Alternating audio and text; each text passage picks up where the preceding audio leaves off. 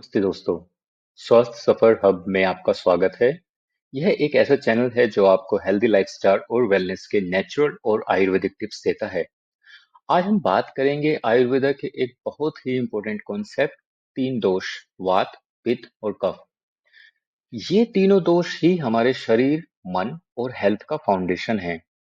अगर ये बैलेंस में हैं तो हम स्वस्थ रहते हैं। लेकिन इनबैलेंस होने पर छोटी सी प्रॉब्लम से लेकर बड़ी बड़ी बीमारियां तक हो सकती हैं। तो चलिए डिटेल्स में समझते हैं इनका इम्पोर्टेंस और कैसे हम इनको बैलेंस कर सकते हैं। सबसे पहले दोषों का मतलब समझते हैं। आयुर्वेदा कहता है कि हमारा शरीर 5 तत्वों से मिलकर बना है। पृथ्वी, जल, अग्नि, वायु और आकाश। इन तत्वों के कॉम्बिनेशन से बनते हैं तीन दोष। वात वायु और आकाश के तत्व से मिलकर बनता है।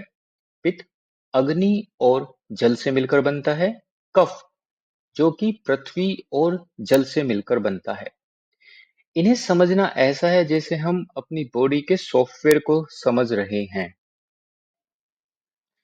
सबसे पहले बात करते हैं वात दोष की। यह दोष ही जिम्मेदार होता है किसी भी तरह के मूवमेंट के लिए, चाहे वो सांस लेना, खून का फ्लो, सोचने की गति, डाइजेशन का शुरू होना, ये सब वात कंट्रोल करता है।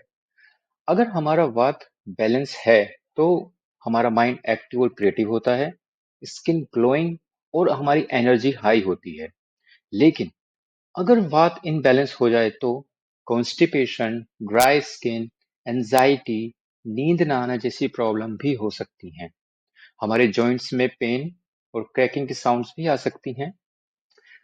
अगर वात को बैलेंस रखना है तो हमेशा गरम, अच्छे से कुक्ड फूड जैसे कि सूप और खिचड़ी खाने चाहिए। दिन भर थोड़ा थोड़ा गर्म पानी पीना चाहिए। रेगुलर रूटीन फॉलो करना चाहिए और लेट नाइट जागना अवॉइड करना चाहिए। मेडिटेशन और लाइट योगा जैसे अनुलोम विलोम करना बहुत ही हेल्पफुल होता है। दूसरा दोष होता है पित्त दोष, जो हमको एनर्जेटिक और स्ट्रांग बनाता है। ये मेनली डाइजेशन और मेटाबॉलिज्म हैंडल करता है, मतलब हमारा इंटरनल अग्नि, फायर।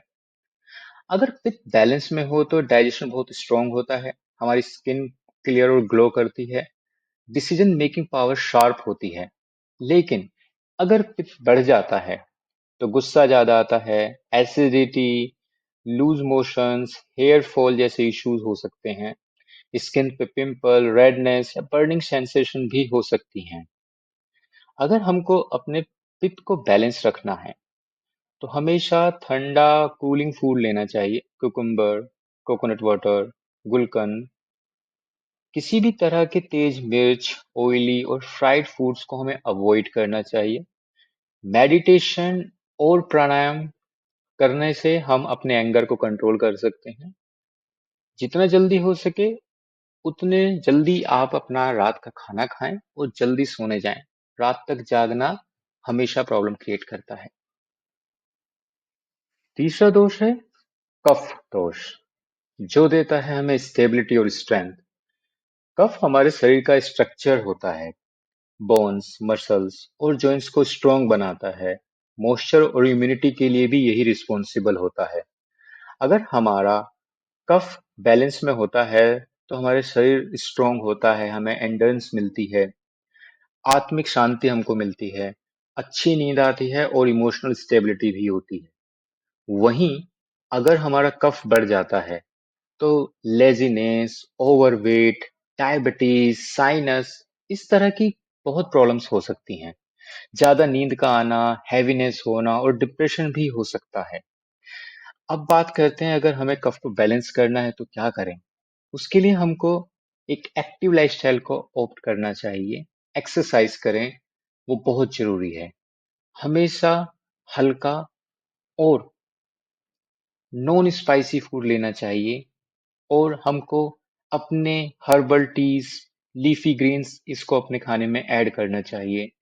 दिन में सोना बिल्कुल अवॉइड करना चाहिए। रेगुलर डिटॉक्स, हल्का उपवास या हर्बल टीज लेना चाहिए। तो अभी तक के डिस्कशन से आप ये समझ गए होंगे कि जो भी दोष होते हैं उनके डिस्टर्ब होने का जो मेन कारण होते हैं वो हमारी food habits, oily food, cold, process food को खाना, या फिर लाइफस्टाइल, लेट नाइट तक जागना, स्ट्रेस लेना, या फिर सीजन्स भी हो सकते हैं, जैसे गर्मी में पित्त, सर्दी में कफ और बरसात में वात ज्यादा बढ़ता है। एज भी एक फैक्टर होता है। बचपन में कफ, जवानी में पित्त और बुढ़ापे में वात नेचुरली ज्यादा हो जाता है। तो दोस्तों, आयुर्वेदा कहता है कि हमारी हेल्थ सिर्फ सिम्टम्स को ट्रीट करने से नहीं, बल्कि दोषों को बैलेंस करने से सुधरती है। आप अपने प्रकृति समझकर लाइफस्टाइल और फूड चॉइस थोड़ा एडजस्ट करें, और आप देखेंगे कि छोटी मोटी बीमारियां नेचुरली दूर होने वाली हैं। अगर आपको ये वीडियो पसंद आए तो लाइक, शेयर, सब्सक्राइब जरूर कीजिएगा और बेल आइकन भी दबा दीजिए, ताकि आप तक हमारे हर नया हेल्थ और वेलनेस वीडियो पहुंचता रहे। इसी के साथ मैं आपसे इजाजत लूंगा। आज के लिए नमस्कार। जल्दी ही मिलते हैं हमारे एक नए वीडियो के अंदर। धन्यवाद।